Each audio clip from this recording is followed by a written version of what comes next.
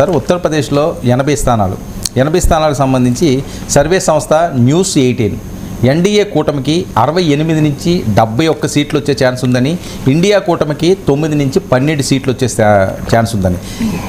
Axis my India కూటమి వాళ్ళు ఇచ్చిన సర్వే ఏంటంటే ఎన్డీఏ కూటమికి 64 నుంచి 67, ఇండియా కూటమికి 12 నుంచి 15. రిపబ్లిక్ పీమార్క్ ఎన్డీఏ కూటమికి 69, ఇండియా కూటమికి 11. India news D dynamic NDA కూటమికి 67, ఇండియా కూటమికి 13. టుడేస్ చాణక్య ఎన్డీఏ కూటమికి 68, ఇండియా కూటమికి 12. అంటే 15 మ్యాక్సిమం వీళ్ళకి ఇచ్చింది. వీళ్ళు ఎక్కడ 60 తగ్గట్లేదు. అంటే వాస్తవంగా యూపీలో ఆల్రెడీ బీజేపీకి లాస్ట్ 80 సీట్స్. మీరు ఢిల్లీ ఆ యూపీ ముందు తీసుకోవడం కూడా ఇన్సిడెంటల్ నాకు తెలియదు, కానీ ఢిల్లీ దేశ రాజధాని. యూపీ గెలిస్తేనే ఢిల్లీలో అధికారం ఉంటుంది. యూపీ గెలవకుండా దేశంలో అధికారం రావడం సాధ్యం కాదు. ఎందుకంటే భారతదేశంలో అత్యధిక సీట్లున్న రాష్ట్రం ఉత్తరప్రదేశ్. రాష్ట్రం ఉత్తరాఖండ్ ఏర్పడక ముందు 85 సీట్స్, ఉత్తరాఖండ్కి 5 సీట్లు పోయాక 80 సీట్స్ యూపీలో ఉన్నాయి.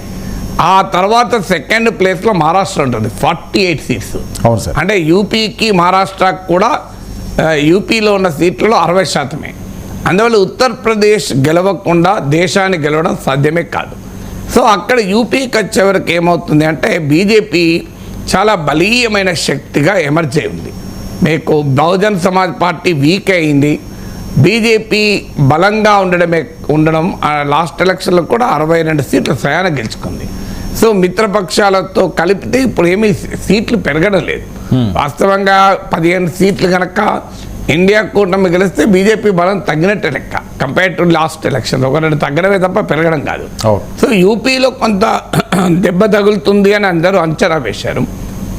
ఎందుకంటే అక్కడ రైతుల ఉద్యమ ప్రభావం ఉంది, రెస్లర్ల ప్రొటెస్ట్లు, జాట్లలో వ్యతిరేకత ఉంది, రాజ్పూట్లలో వ్యతిరేకత ఉంది, యోగి మోడీల మధ్య గ్యాప్ ఉంది.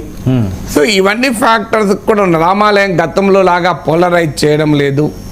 సో సోషల్ ఇంజనీరింగ్కి వచ్చే వరకు సమాజ్వాదీ పార్టీ కాంగ్రెస్ కలవడము, సో ముస్లిం ఓటు టోటల్ కన్సాలిడేషన్ కావడము, యాదవ్ ఓటు టోటల్ కన్సాలిడేట్ కావడంతో పాటు ఇతర ఓబీసీలను అట్రాక్ట్ చేసేటువంటి ఒక లార్జర్ మండల్ పరివార్ను బిల్డ్ చేయాలన్నది సమాజ్వాదీ పార్టీ ప్రయత్నం చేసింది.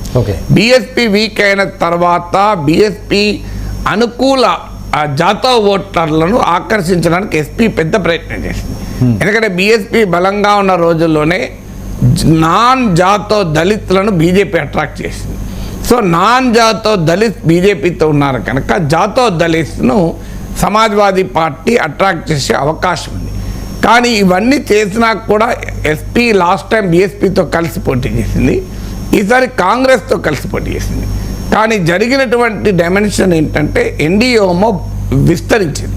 రాష్ట్రీయ లోక్దళ్ ఇండియా కూటమిలో కీలక పార్టీ చౌదరి చరణ్ సింగ్కు భారతరత్న ఇచ్చి అజిత్ సింగ్ కుమారుడు చరణ్ సింగ్ మనవడైన జయంత్ సింగ్ నాయకత్వంలో ఉన్నటువంటి ఆర్ఎల్డి ఎన్డీఏలో చేరింది. నిన్న మొన్నటిదాకా ఇండియా కూటమిలో ఉన్న పక్షం వెస్టర్న్ ఉత్తరప్రదేశ్లో బలమైన జాట్ ఫార్మర్ బేస్ ఉన్నటువంటి పార్టీ అది. సో అందువల్ల ఆర్ఎల్డి ఎన్డీఏలో చేరడం ఒక కీలక పరిణామం. ఎందుకంటే అంతకుముందు 2019 కన్నా ముందు ఉప ఎన్నికలు జరిగితే గోరఖ్పూర్, ఫతేపూర్, కైరానా, ముఖ్యంగా కైరానా లాంటి సీట్లలో క్లియర్గా ఆర్ఎల్డి, ఎస్పీ అలాగే బీఎస్పీ ఈ 3 పార్టీలు కలిస్తే కాంగ్రెస్ కూడా కలిసిన చోట బీజేపీని కొట్టిపడేశారు. అందువల్ల ఆర్ఎల్డి ఇండియా కూటమి నుంచి ఎన్డీఏ కూటమికి వెళ్ళడం, అందుకొరకు చౌదరి చరణ్ సింగ్ భారత కారణం చెప్పి వెళ్ళడానికి అవకాశం ఇవ్వడం, ఇలా ఎన్డీఏమో ఫర్దర్ కన్సాలిడేట్ అయింది. అంటే ఆర్ఎల్డీతో పాటు ఆల్రెడీ బీజేపీతో చిన్న పార్టీలు ఉన్నాయి. ఇప్పుడు అప్నా దళ్, అనుప్రియ పాటిల్, సంజయ్ నిషాద్ వాళ్ళ పార్టీ, ఇలా కాస్ట్ బేస్డ్ పార్టీస్ ఉన్నాయి. చిన్న ప్రాంతాలకు వాళ్ళకు ఆయా ఏరియాలో ఇప్పుడు అనుప్రియ పాటిల్ నాయకత్వం అప్నా దళ్కు వారణాసి సమీప ప్రాంతాల్లో కొంత బలం ఉంటుంది. అందువల్ల ప్రధానమంత్రి, ప్రైమ్ మినిస్టర్ కూడా మీకు వారణాసి నుంచి పోటీ చేయడం కూడా యూపీ పైన ప్రభావం చూపుతుంది. లాస్ట్ ఎలక్షన్లో 4.5 లక్షలతో మోడీ గెలిచాడు. ఈసారి అయితే 5 లక్షలకు తగ్గకుండా మెజారిటీ వస్తుందని అంటున్నారు మోడీకి. సో అందువల్ల రామాలయ నిర్మాణం యూపీలోనే జరిగింది. కాశీ విస్తరణ జరిగింది, మీకు కాశీ కారిడార్ ప్రాజెక్ట్ జరిగింది. సో ఈ పరిణామాలన్నీ మీకు ఉత్తరప్రదేశ్లోనే జరిగింది. యూపీలో హిందుత్వ పాలిటిక్స్ బలంగా ఉంది. బలమైన సోషల్ ఇంజనీరింగ్ అంటే అక్కడ బ్రాహ్మణ్, బనియా, ఠాకూర్ లాంటి అప్పర్ కాస్ట్ల ఓట్లతో పాటు non Yadav, OBCs, non Jatav Dalits వీళ్ళందరినీ కూడా బీజేపీ పోగేసి ఒక బలమైన సోషల్ ఇంజనీరింగ్ ఉంది. అలా ఎన్డీఏమో విస్తరించింది, కన్సాలిడేట్ అయింది. ఇందుకు భిన్నంగా యాంటీ బీజేపీ శిబిరం చీలింది. ఎస్పీ కాంగ్రెస్ ఒకవైపు, బీఎస్పీ మరోవైపు, మన ఎంఐఎం ఓవైసీ నాయకత్వం ఎంఐఎం కూడా చిన్న చిన్న పార్టీలను కలుపుకొని 4వ కూటమిగా కూడా రంగంలో దిగింది. ఇప్పుడు అప్నా దళ్లోని ఒక వర్గాన్ని, ఇలా ఒక చిన్న చిన్న కాస్ట్ బేస్ పార్టీని కలుపుకుంది. అందువల్ల బీజేపీ ఓటమో కన్సాలిడేట్ అయింది, యాంటీ బీజేపీ ఓటమో స్ప్లిట్ అయింది. సో లాస్ట్ అసెంబ్లీ ఎలక్షన్లో కూడా సమాజ్వాదీ పార్టీ ఓట్లు, సీట్లు గణనీయంగా పెరిగాయి. కానీ బీజేపీని ఓడించేంత స్థాయిలో పెరగలేదు. సో అక్కడ కూడా ఈ బేస్ లైన్ ఎఫెక్ట్ కీలకం. అంటే ఆల్రెడీ భారీ మెజారిటీతో, భారీ ఓటింగ్తో బీజేపీ ఉంది. సో బీజేపీ గుట్ట ఎక్కి ఉంది, ప్రతిపక్షాలు కిందెక్కడో ఉన్నారు.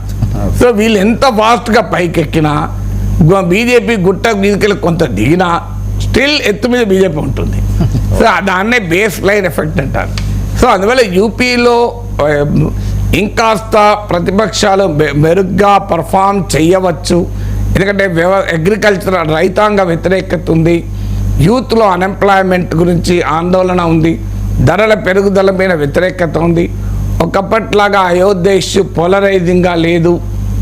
ఇవన్నీ ఫ్యాక్టర్స్ ఉన్నాయి. కానీ లాస్ట్ 15 డేస్లో మోడీ ఎత్తుకున్న హిందూ ముస్లిం పాలిటిక్స్ బాగా ప్రభావం చూపే రాష్ట్రాలు యూపీ ఒకటి. సో అందువల్ల ప్రతిపక్షాలకు వ్యవసాయ సంక్షోభము, రైతుల నిరసన, ఉద్యోగాలు, అలాగే ధరల పెరుగుదల, అగ్నివీర్ పథకము, ఇవన్నీ కూడా బీజేపీ పట్ల అసంతృప్తిని పెంచినవా నిజం. కానీ ఆ అసంతృప్తిని ఓటింగ్గా మరల్చుకునేంత స్థాయిలో యాంటీ బీజేపీ శిబిరం కన్సాలిడేట్ అయ్యేది. సో అది కనుక జరగకపోతే ఇదే రకమైన రిజల్ట్ వస్తుంది. అందువల్ల కాస్త ఇంకా బెటర్గా పర్ఫామ్ చేయవచ్చు అని అన్నారు. ఎందుకంటే కనీసం ఒక 10-15 సీట్లు, 10 సీట్లకు తగ్గకుండా బీజేపీ దెబ్బతింటుంది అనేది గతంలో అంచనా. సో చూడాలి యూపీలో తన లీడ్. అయితే ఎవరు కూడా బీజేపీకి 50కి తగ్గుతాయని ఎవరలే. సో అన్ని ప్రీపోల్ సర్వేలకు కూడా 60+ బీజేపీ డామినేషన్ ఉంటుంది.